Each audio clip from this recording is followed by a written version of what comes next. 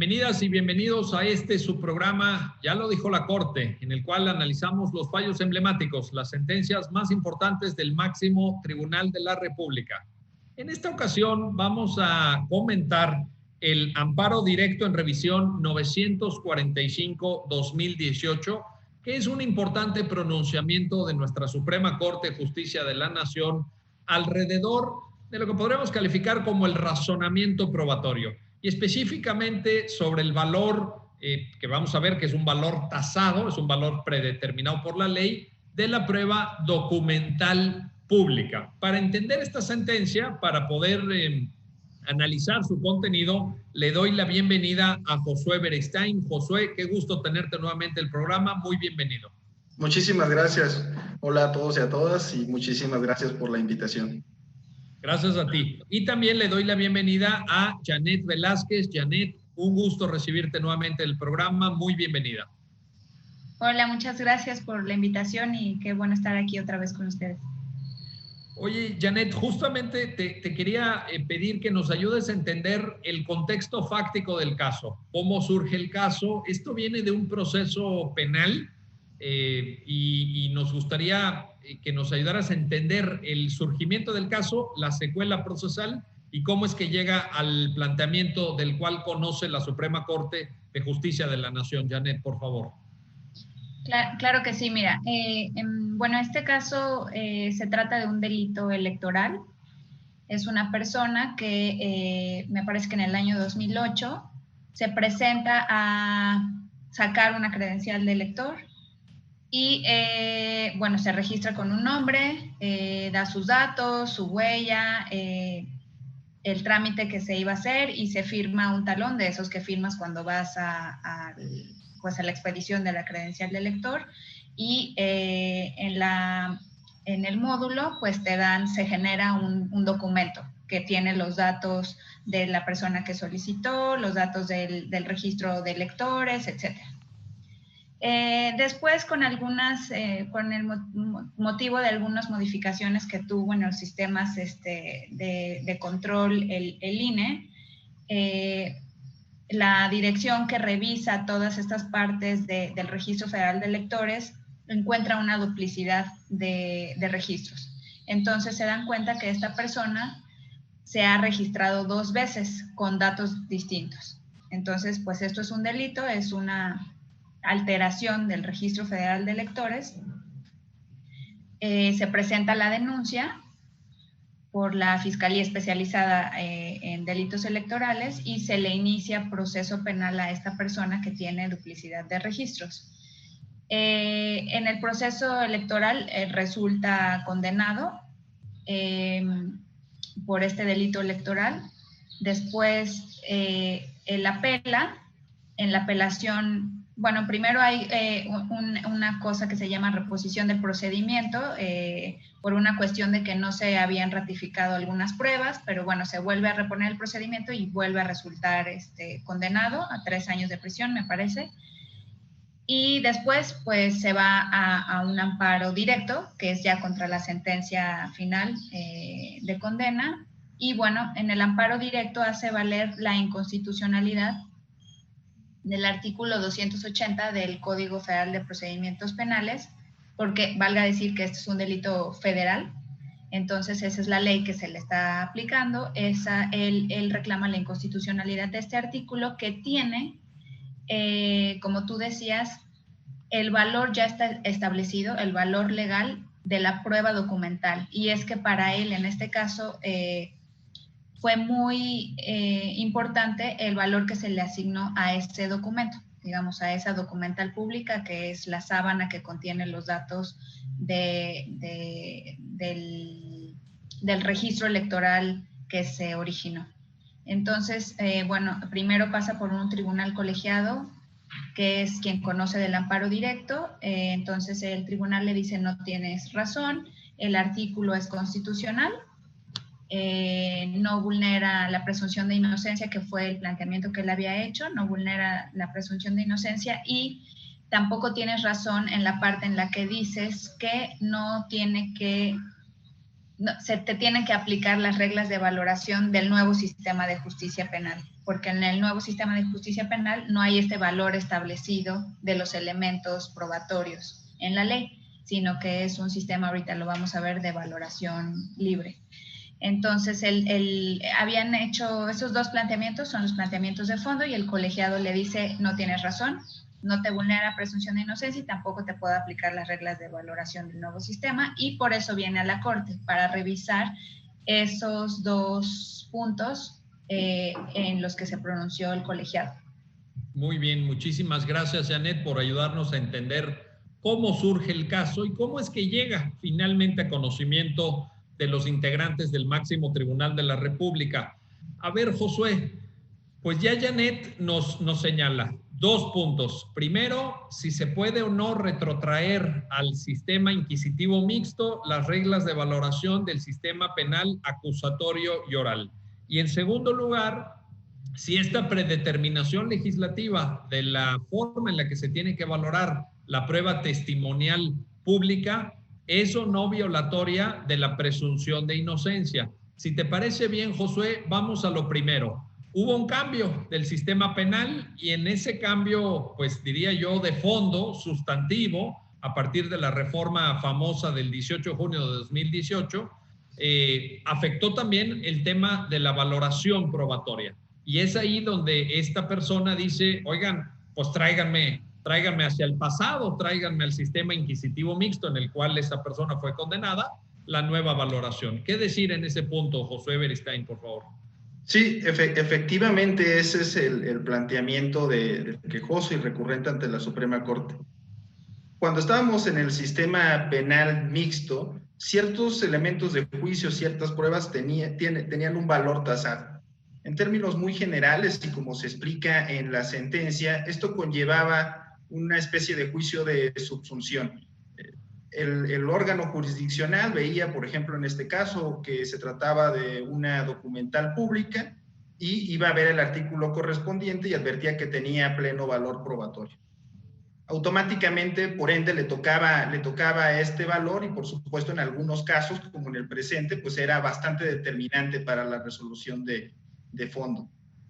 Cuando transitamos al sistema de justicia penal actual, cambia esta valoración, dejan de existir la valoración tasada y ahora estamos en un esquema de libre valoración, en el cual es el juez, a través de máximas de la experiencia, de las inferencias probatorias, quien determina el valor que va a tener cada prueba que se anexa.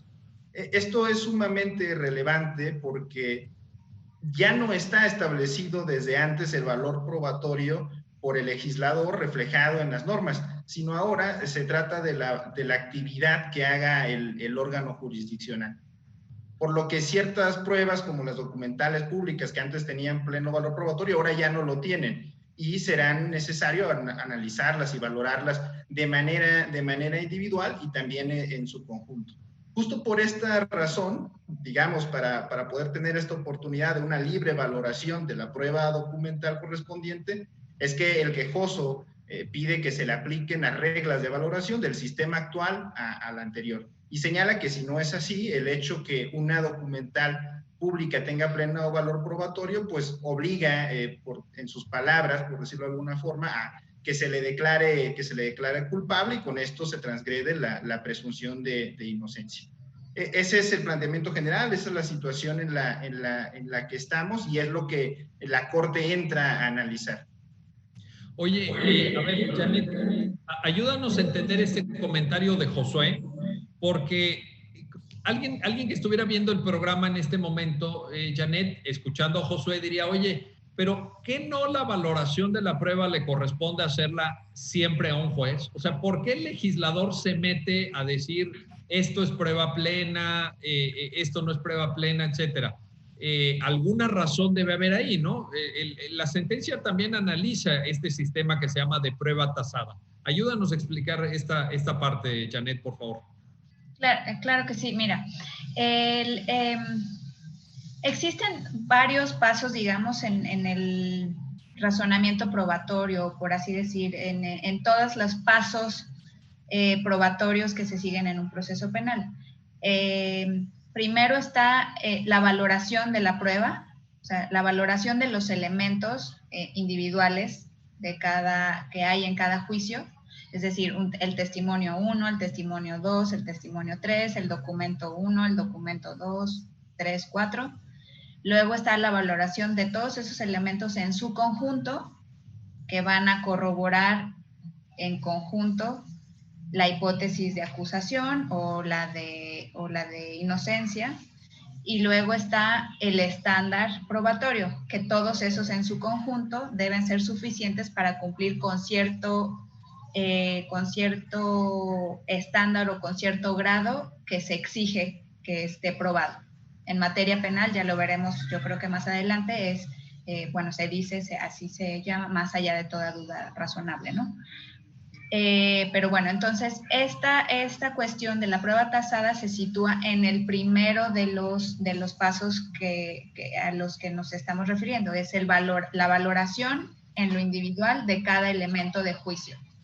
Entonces, para valorar cada elemento de juicio hay varios sistemas. El de la prueba tasada es un sistema que tiene que ver con los sistemas inquisitorios más antiguos, en donde no se le dejaba tanta libertad a los jueces para apreciar cuánto valía cada elemento en lo individual.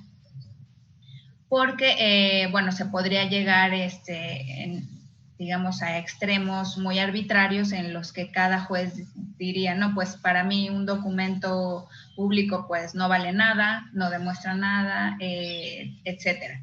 Entonces, este sistema de la prueba tasada dice qué valor le tiene que dar el juez a cada elemento probatorio.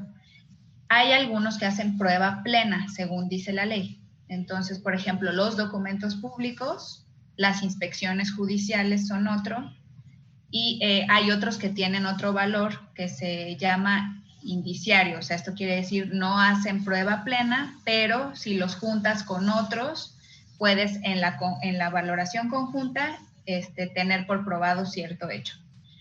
Entonces, es importante decir que aunque diga la ley que los documentos públicos o las inspecciones judiciales hacen prueba plena, es importante entender prueba plena de qué. Y entonces la sentencia lo dice muy bien, hacen prueba plena de que ese documento existe, de que es un documento público, hacen prueba plena de quién lo firmó y en qué fecha fue expedido. Nada más. O sea, la ley lo que establece es que los documentos públicos tienen prueba plena de ser documentos públicos, pero ya en su conjunto el juzgador tendrá que juntarlos con otros elementos probatorios para sustentar su juicio. Entonces, este es el sistema de prueba tasada, que la ley, el legislador le pone como unos lineamientos al juzgador de qué es lo que vale cada elemento en particular y que hace prueba plena cada elemento en particular. En lo que hace a la documental pública, la ley dice que tienen prueba plena. E insisto, ¿prueba plena de qué? De que un servidor público expidió ese documento en cierta fecha y de que lo firmó y pues digamos que de lo que está plasmado en el documento también puede ser prueba plena, pero se tiene que conjugar con otros elementos de juicio. Oye, pero dirías, Janet, que en el origen al menos, digamos, como justificación del surgimiento del sistema de prueba tasada, ¿estaba la idea de restringir o de modular tal vez la discrecionalidad judicial? ¿Lo podríamos señalar en ese sentido, Janet? Exactamente, sí. Ese sistema nació para restringir la libertad judicial, porque recordemos que cuando nacieron los sistemas inquisitivos, la justicia era impartida, digamos, por los reyes. O sea, digamos, era una justicia como muy vertical, muy inquisitorial. Entonces, ¿No había independencia judicial, digamos? No había independencia judicial. Entonces, cuando la ley empezó a dar estos lineamientos, pues se trató incluso de medidas como de protección a los justiciables, ¿no? A ver, esta prueba va a tener este valor, esta prueba va a tener este valor, y tú, juez inquisitorial, no puedes tener tanta discrecionalidad como para asignarles el valor que tú deseas. Lo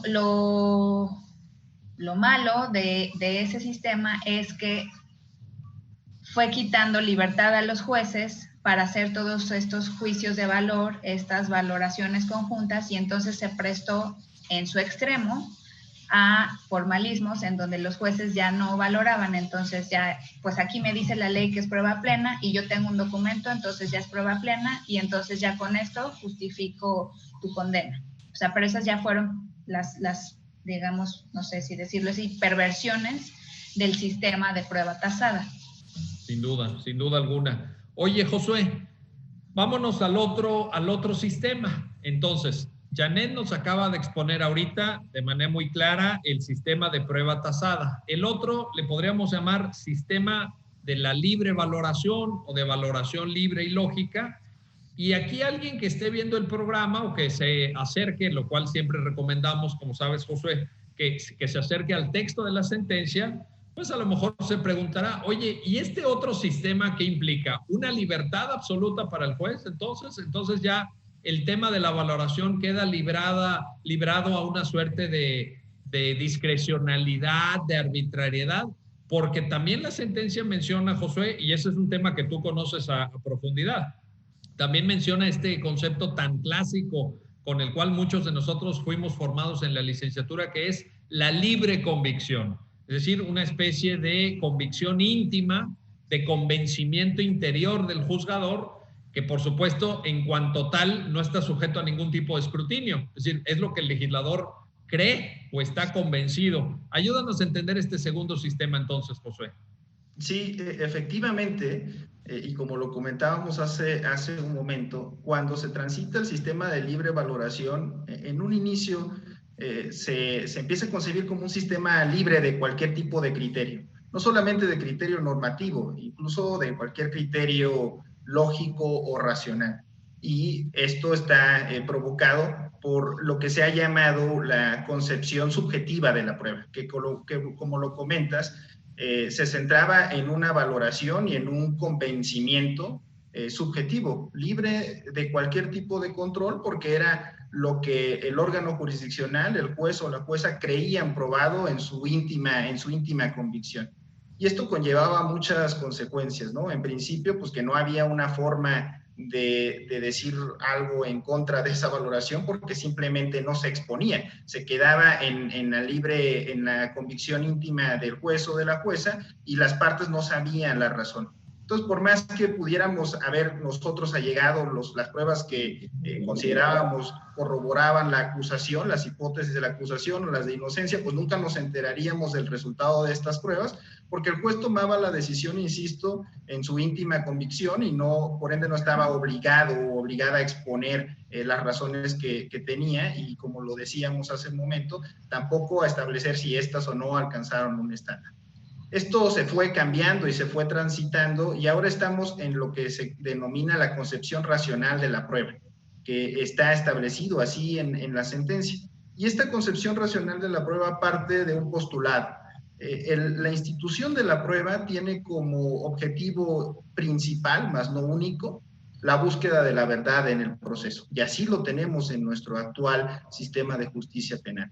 Entendida la verdad como una corroboración de lo que pasa en el proceso con la realidad. A partir de este postulado, el sistema de la concepción de la valoración racional de la prueba nos indica que para llegar a esto podemos hablar de distintos momentos de la actividad probatoria. Un primer momento en el que tenemos el objetivo de hacer llegar los mayores elementos de juicio, las mayores pruebas, siempre que sean relevantes, por supuesto, para el caso, a efecto de posteriormente ser valoradas. Y desde la concepción racional de la prueba, este momento es sumamente importante, porque mientras más pruebas y mejores pruebas podamos nosotros allegar, se reduce el riesgo de un error. En un segundo momento, que es el que estamos platicando, viene el tema de la valoración de ese acervo probatorio que nosotros conjugamos y conformamos durante todo el proceso. Y acá, como se comentó hace un momento, hay dos tipos de valoración, una individual y otra una valoración conjunta. Hasta ahorita la valoración individual se ha llevado a la fiabilidad de la prueba. Y ya veremos un poquito que esto es lo que también retoma la Corte, tratándose de documentales públicas. Una primera valoración individual que tiene que ver, insisto, con la fiabilidad. Lo que no limita que esta fiabilidad también se puede advertir de una valoración conjunta que pasa a ser posterior. Después hacemos la valoración conjunta con los elementos de juicio que se han admitido, que también, insisto, se han practicado durante el proceso y que se han valorado individualmente, y luego pasamos a una valoración conjunta. Y después que analizamos y tenemos esta valoración conjunta, posiblemente nos arroja un grado de confirmación de alguna de las distintas hipótesis que están sobre los hechos que están en juego en el proceso. El paso posterior sería justo el tema del estándar probatorio. Que el estándar probatorio es un umbral a partir del cual, un límite, por decirlo de una forma, a partir del cual podemos saber si el sustento que tiene una hipótesis en la valoración conjunta de las pruebas es suficiente o no para tomar una decisión. Todos estos pasos y las distintas funciones que tiene cada una de estas etapas nos ayudan a intentar tomar una decisión, por decirlo de una forma, lo más allegada a la verdad. Insisto, verdad como entendido como la correspondencia con lo que pasó en la realidad. Por supuesto que la concepción racional de la prueba tiene presente que siempre va a haber espacio para el error. Y justo estos mecanismos nos ayudan a intentar que las decisiones jurisdiccionales pues acoten esa posibilidad. Esto es lo que antes no se tenía. Antes no se tenía una concepción del error en las decisiones judiciales, justamente porque no había una posibilidad de analizarlo, dado que cada juez o jueza tomaba la decisión en su íntima convicción. Si es así, conceptualmente no puede haber error, porque si lo que yo creo que es verdad es lo que es verdad, no habría una posibilidad. Cuando tenemos un margen, que es lo que en verdad pasó en la realidad, entonces entra en juego el concepto de error. Y tenemos que habituarnos a eso y saber manejarlo y tener las técnicas para intentar disminuirlo lo más que podamos. Y es ahí donde la concepción racional de la prueba pues, nos propone estas etapas, estos pasos, a fin de lograr tomar una decisión lo más justa posible, insisto, entendiendo esto como una prueba que se base en lo que realmente pasó. Bueno, pues mucho por estudiar. Vamos a hacer una pausa, no se vayan, regresamos enseguida para seguir comentando y analizando con nuestros invitados este amparo directo en revisión, el 945/2018, en el que se plantean cuestiones muy profundas, como ustedes acaban de escuchar por parte de nuestros invitados, alrededor del llamado razonamiento probatorio y particularmente del valor predeterminado, un valor tasado de la prueba documental pública. Regresamos enseguida.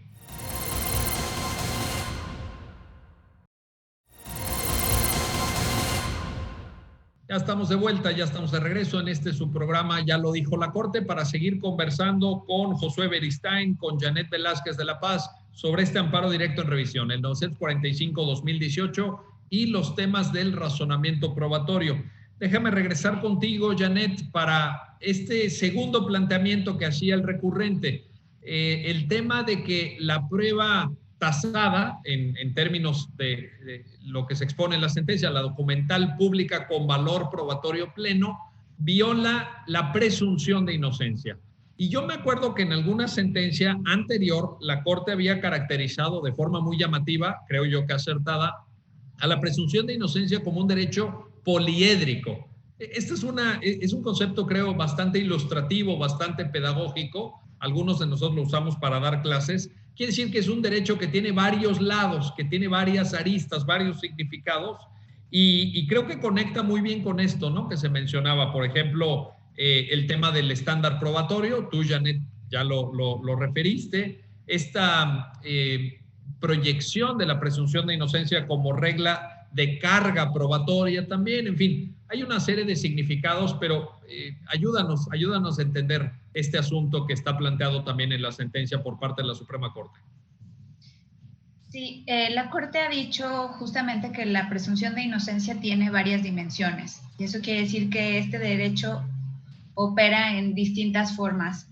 Una es como regla de trato, como regla de trato procesal, es decir, la persona que se enfrenta a un proceso penal es tratado como inocente, se le reciben las pruebas como inocente, todo el trato debe de ser con base en la presunción de inocencia y hasta que esté probado que es culpable, entonces, bueno, ya se le impondrá una pena. También tiene esta presunción de inocencia otra dimensión como regla probatoria y también en lo que importa este asunto como estándar probatorio. Y lo que quiere decir es la presunción de inocencia como estándar probatorio se divide a su vez como en dos vertientes, que es el grado de corroboración que debe de tener la acusación. Ya habíamos dicho que en conjunto con todas las pruebas, qué grado de corroboración tiene la acusación, valorando ya todas las pruebas. Y segunda es, ¿a quién debe perjudicarle que no se alcance ese grado de corroboración? O sea, que el grado de corroboración que tenemos de la acusación no sea suficiente, ¿a quién debe perjudicarle? Y bueno, es al Ministerio Público. Entonces, si el Ministerio Público no comprobó la hipótesis de acusación, entonces se debe absolver a la persona porque a quien le corresponde la carga es a la parte acusadora. Entonces, esto significa que la presunción de inocencia tenga todas estas facetas y lo que fue muy importante en este asunto es esta faceta como estándar de prueba. Entonces, lo que se le dice a la persona demandante del amparo es, no tienes razón en el planteamiento de que la prueba tasada vulnera la presunción de inocencia por varios motivos. El primero es, como ya hemos dicho, que lo que prueba, lo que tiene valor pleno es que que el documento existe, que fue expedido en esa hora y en esa fecha, pero no prueba de ninguna manera que lo que se dice en el documento es tal cual cierto, ni quiere decir que tú con otros medios de prueba lo puedas atacar de falso el propio documento o que puedas demostrar que a pesar de lo que dice ahí el documento, no es cierto que tú cometiste ese delito. Por decir, no sé, me imagino, podría esta persona decir, yo tengo un video que en esa fecha y en esa hora claramente me veo que estoy en otro lugar, en otra ciudad, haciendo otra cosa, ¿no? Entonces, bueno, yo con eso pudiera decir, a pesar de que es un documento que hace prueba plena de que fue expedido en esa fecha, lo que dice ahí no corrobora mi culpabilidad porque yo tengo otras pruebas que demuestran otra cosa, ¿no? Entonces la Corte le dice, bueno, entonces esa es una razón por la cual no se vulnera tu presunción de inocencia porque tú tienes la posibilidad de en el conjunto combatir lo que dice ese documento. Y además, ese documento no prueba nada más que la existencia de ese documento. Y la otra razón por la cual le dice por la cual la Corte le dice que tampoco se vulnera su presunción de inocencia es porque se respeta el estándar probatorio, porque no va a ser nunca suficiente que te condenen solo con un documento público. Se tendría que alcanzar que toda esta valoración conjunta alcance ese estándar de la presunción de inocencia, que es que se hayan refutado todas las hipótesis alternativas que existieron y que no haya ningún contraindicio de la versión acusatoria. Entonces, por eso la Corte le dice, se respeta la presunción de inocencia en este sentido. Correcto, muchas gracias, Janet. Oye, Josué, te quiero preguntar, justamente en esta reflexión que nos comparte Janet Velázquez, creo que hay una conexión con un concepto que maneja la sentencia, y es el que te quiero plantear, Josué, que es presunción de autenticidad. La sentencia utiliza esa expresión y cómo esto se puede aplicar quizá a otros ámbitos del quehacer probatorio, porque ahorita escuchando la reflexión de Janet, estaba yo pensando en otras personas que pudieran tener por ejemplo, fe pública. Los notarios, una fe de hechos notarial imbuida también de un valor probatorio muy alto, porque los notarios tienen fe pública, etcétera. ¿Cómo jugar entonces con estos conceptos y cómo la sentencia eventualmente se podía proyectar a ámbitos diferentes del proceso penal, Josué? Sí, claro. A mí me parece que la sentencia, pero habría que analizarlo, por supuesto, caso a caso, conforme a la teoría del precedente que está desarrollando la Corte y que vemos reflejada en el semanario, puede ser utilizada para otro tipo de documentales públicas. Por ejemplo, en este caso, como lo comentas, los documentos que expiden los notarios. Y justo sienta las bases para el análisis que se tiene que hacer. Como comentábamos hace ratito, lo comentaba Janet, a la hora de valorar las pruebas estamos hablando de dos valoraciones, la individual y una valoración en su conjunto. Cuando la Corte maneja este concepto de presunción de validez, desde mi perspectiva está hablando de la valoración individual. Y lo que nos dice es, miren, para que una documental pública sea considerada como documental pública, normativamente tiene que cumplir con ciertos requisitos. En el caso es el artículo 129 del Código Federal de Procedimientos Civiles que nos marca los requisitos. Tiene que ser un servidor público en ejercicio de sus funciones, con fe pública, con competencia, y por lo regular hay otros aspectos distintivos que son sellos, firmas. Podríamos hablar de cuestiones que nos dan esta seguridad de que efectivamente es un documento público. Si el documento reúne estas características, tiene una validez. Y desde el inicio podríamos también decir, o sea, cuando nos los presentan como una documental pública y advertimos esto, que tiene una presunción de validez. Hasta ahí, lo que podemos saber es que esta persona, este funcionario público, fue quien emitió este documento. Pero esto no elimina la posibilidad, por eso es una presunción, de que sea el juez y la jueza quien verifique esto en verdad, ¿no? O sea, quien verifique que tenga los sellos, quien verifique que sea un funcionario público, que lo haya hecho con ejercicio de la fe pública y en el ámbito de sus competencias. Esto también es sumamente importante. Que, por ejemplo, sabemos que los actuarios tienen fe pública y esto sirve mucho cuando van a realizar emplazamientos, es lo fundamental, ¿no? Pero bueno, el ejercicio de la competencia es realizar la comunicación procesal. No podrían dar fe pública de cualquier tipo de hecho. No sé si logro transmitir mi idea. Entonces, bueno, justo estos elementos son los que, como es una presunción, tiene que analizar el juez o la jueza, y esta sería la valoración individual. Si se advierte que uno de estos no se cumple, pues deja de ser una documental pública. El segundo punto es, como lo decía Janet, ahora el contenido. Y el contenido, lo que nos dice la sentencia es no causa prueba plena. Y lo maneja como un punto de, esto no quiere decir, la prueba plena como no significa que no pueda ser controvertido. Y aquí ya entramos a la otra valoración, que es la valoración en su conjunto. El contenido de todos los documentos públicos, ya sea emitido por algún notario, por alguna notaria, por algún juez, jueza o por algún actuario, puede, por supuesto, ser desvirtuado con otras pruebas. Y es en esa valoración conjunta donde vamos a ver si lo que se está estableciendo en la documental pública tiene o no tiene valor probatorio. Pero ya estamos hablando del contenido y no de los elementos que me parece la sentencia llama elementos de forma, sino estamos hablando ya del elemento material, lo que dice la documental pública.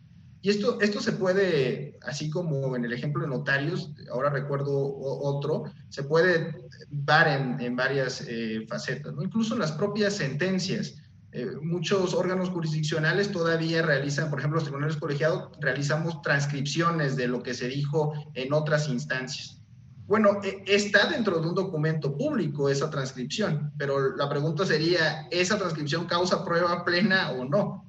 Bueno, desde mi perspectiva no, porque el órgano jurisdiccional, el tribunal colegiado, no lo está haciendo en ejercicio de su función de resolver el amparo directo, está transcribiendo algo nada más.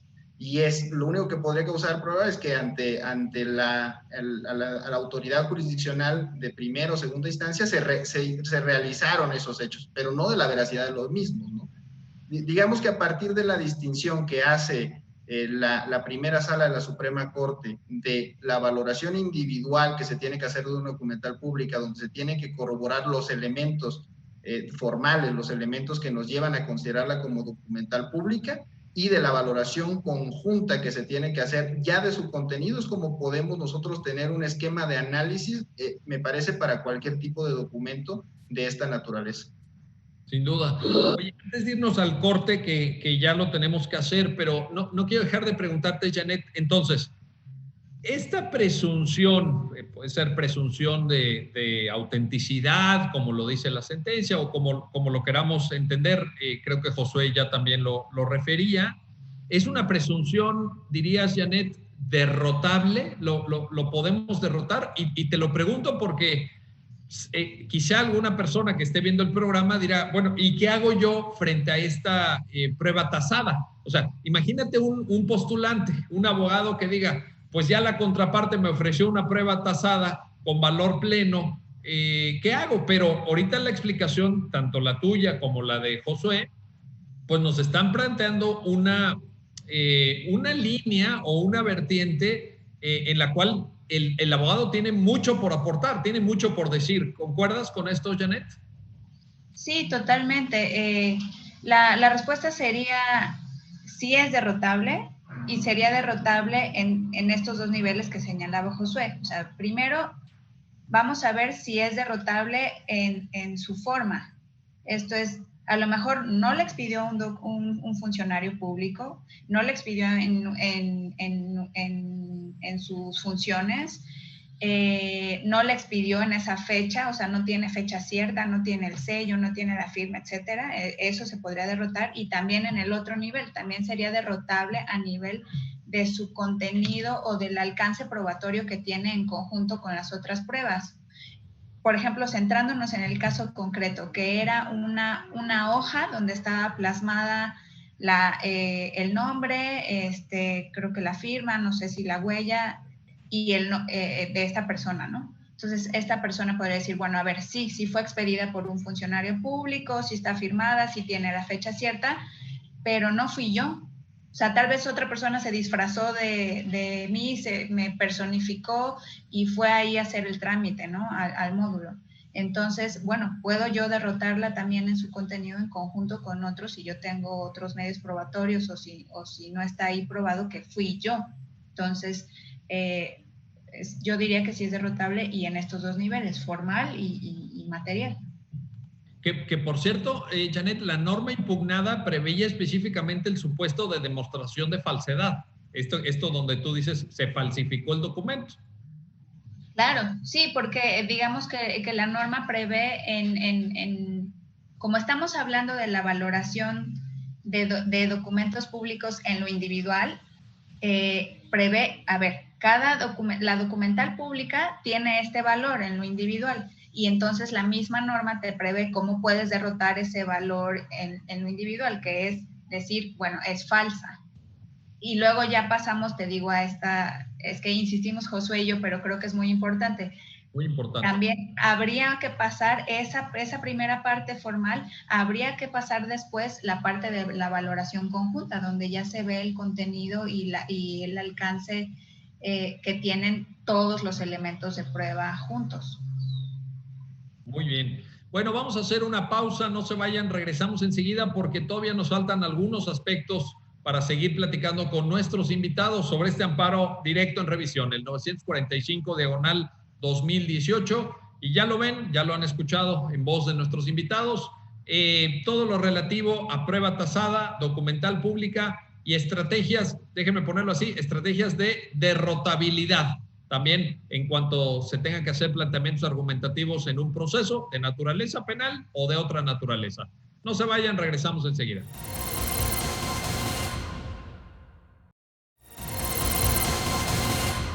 Ya estamos de vuelta, ya estamos de regreso en su programa, ya lo dijo la Corte, para seguir platicando con Josué Beristain, con Janet Velázquez de La Paz, sobre esta importante sentencia.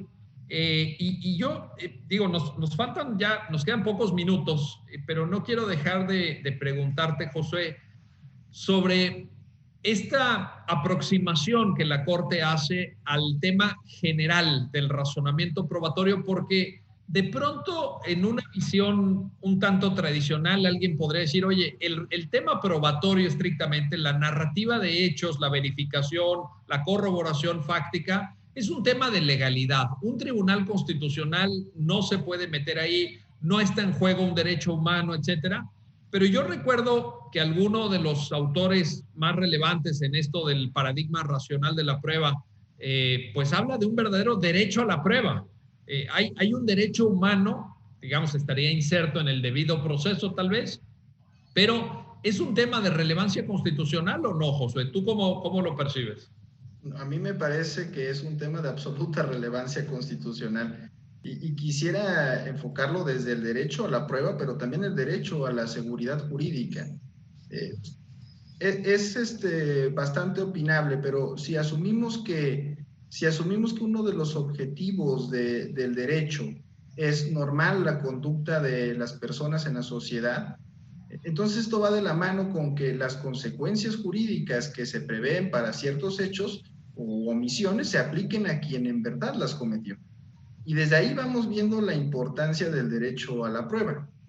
Pensemos en que de repente empezamos a aplicar consecuencias jurídicas tan importantes como la privación de la libertad, tan importantes como la pérdida de patria potestad, como la pérdida de empleo, a personas que no cometieron esos hechos.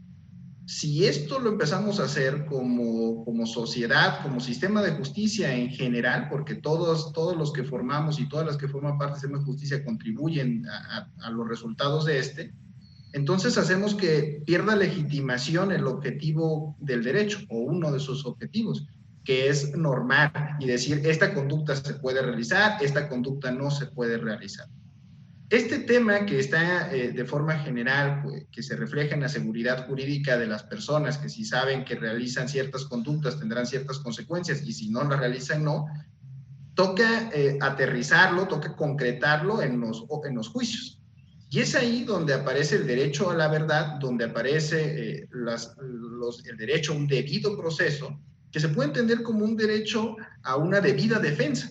Y una debida defensa probando mis hipótesis sobre los hechos. Y ahí se enmarca lo que autores como Jordi Ferrer han señalado, el derecho a la prueba. Y un derecho a la prueba que, como lo comentábamos, se puede dividir en otros 4 subderechos. Un primer derecho a que puedan proponerse y que sean admitidas todas las pruebas relevantes.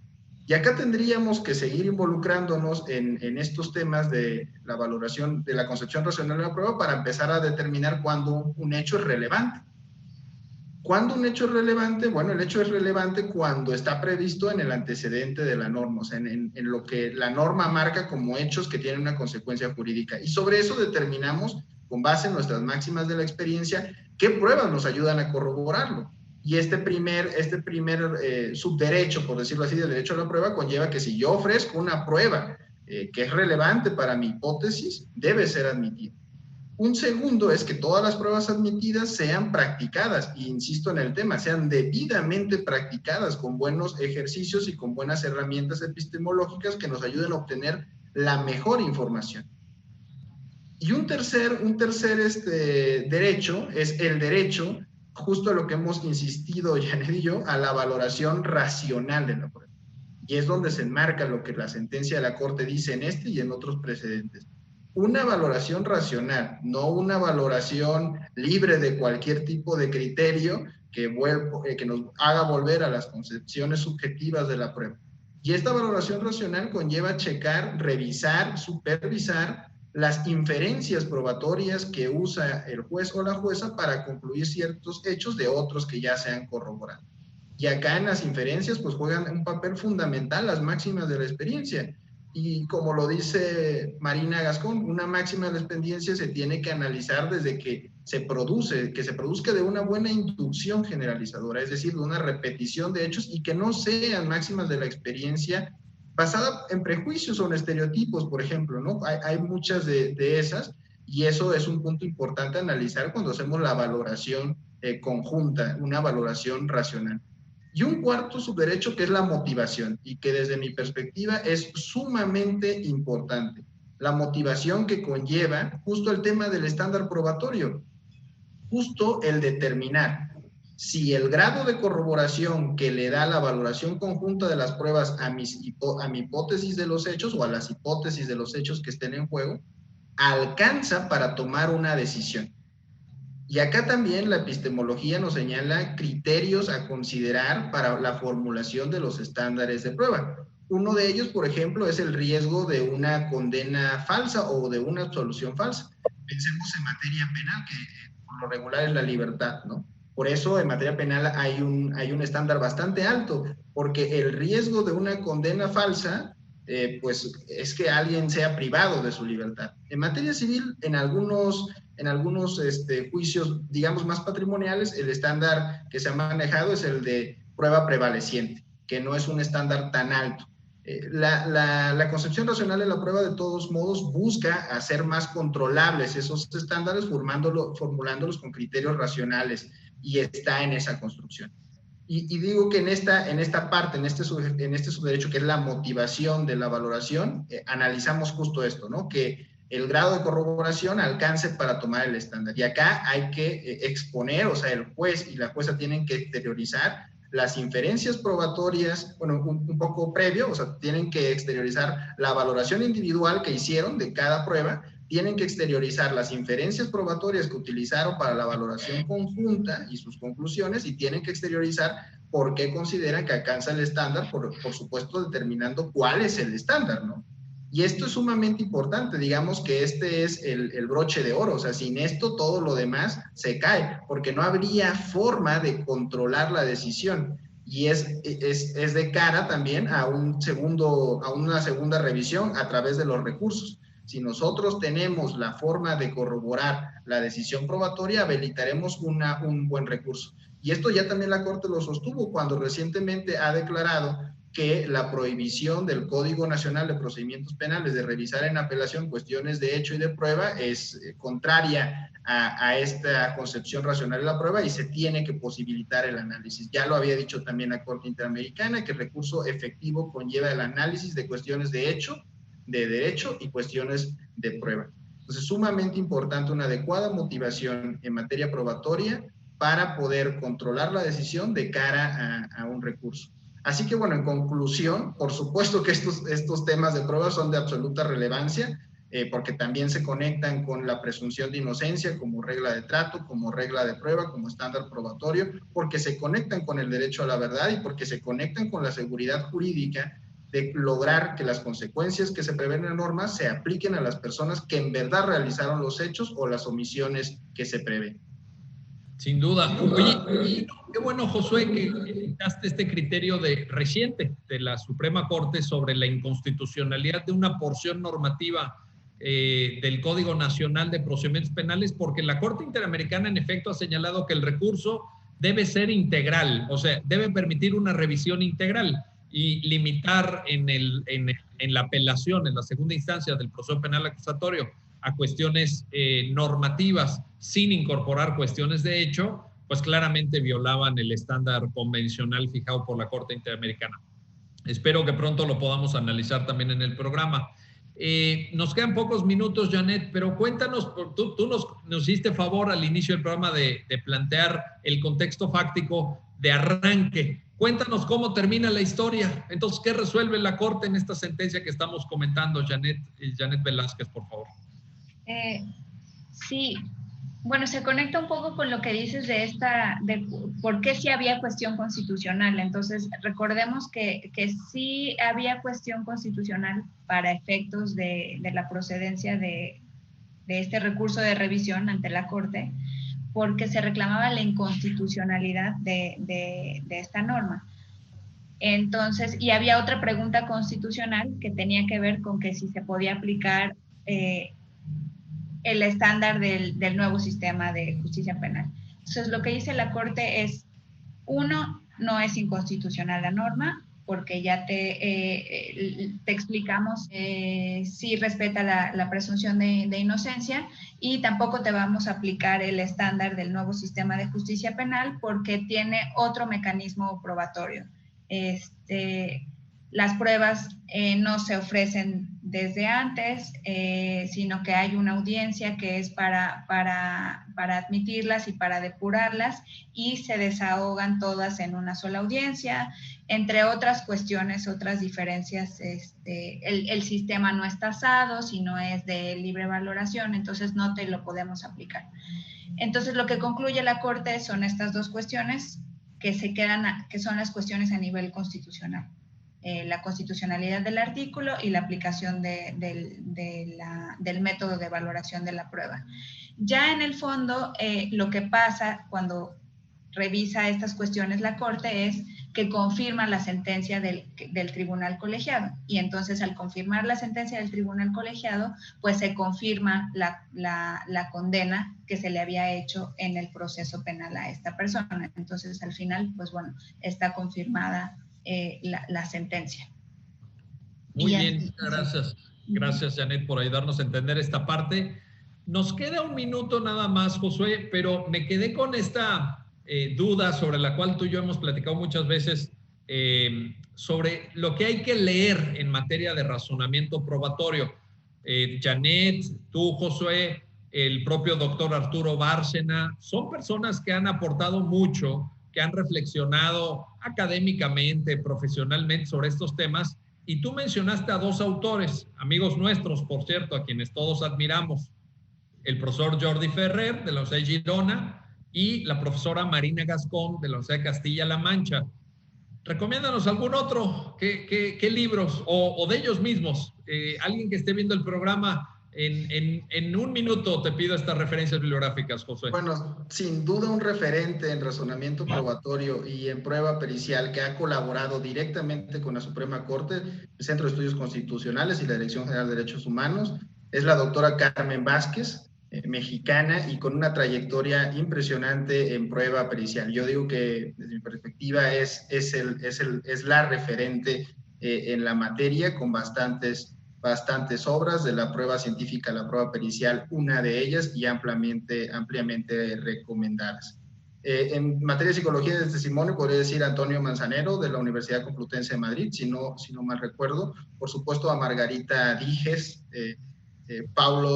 Víctor de Paulo, brasileño, que también ha manejado mucho el tema de psicología del testimonio. Diego Del Becchi, que está trabajando muchísimo en temas de valoración de la prueba y estándares en medidas anticipadas, diría, medidas cautelares, medidas preventivas, también de la Universidad de Girona, junto también con la doctora Carmen Vázquez. Y también hay personas que están en la función jurisdiccional, el magistrado José Luis Ramírez, de la Audiencia Provincial de Barcelona, con un libro sobre testimonio único en temas de delito sexual, el juez Jeffrey Mora en Costa Rica, que han hecho mucho también sobre el tema. Y bueno, Jordi Ferrer, sin duda, como ya lo mencioné, como un autor que ha empezado y ha construido esta concepción racional de la prueba. Y bueno, muchos y muchas otras que ojalá pudiéramos seguir platicando de ellos y de ellas. Sin duda, ojalá. Oye, y permítame sumar a este magnífico elenco que mencionaste, José, permíteme sumar a quien creo que en parte es un maestro para algunos de ellos, que es el profesor Tarufo, este profesor italiano que tiene un libro que se llama justamente La Prueba, y que tiene otro traducido por Jordi Ferrer, recordarán ustedes, que se llama La Motivación en Materia de Hechos, que en su momento esta traducción aparece en el 2002 en la editorial Trota, allá en Madrid, y que en su momento fue también una gran referencia. Así que bueno, nos dejan tarea nuestros invitados. Gracias por esta reflexión. Josué Beristain, Janet Velázquez de La Paz, muy amables. Muchísimas gracias por ayudarnos a entender este amparo directo en revisión 945-2018. Y gracias a usted que hace posible su programa Ya lo dijo la Corte. Nos vemos pronto para seguir comentando, analizando y reflexionando sobre los fallos emblemáticos, las sentencias más importantes del máximo tribunal de la República. Hasta pronto.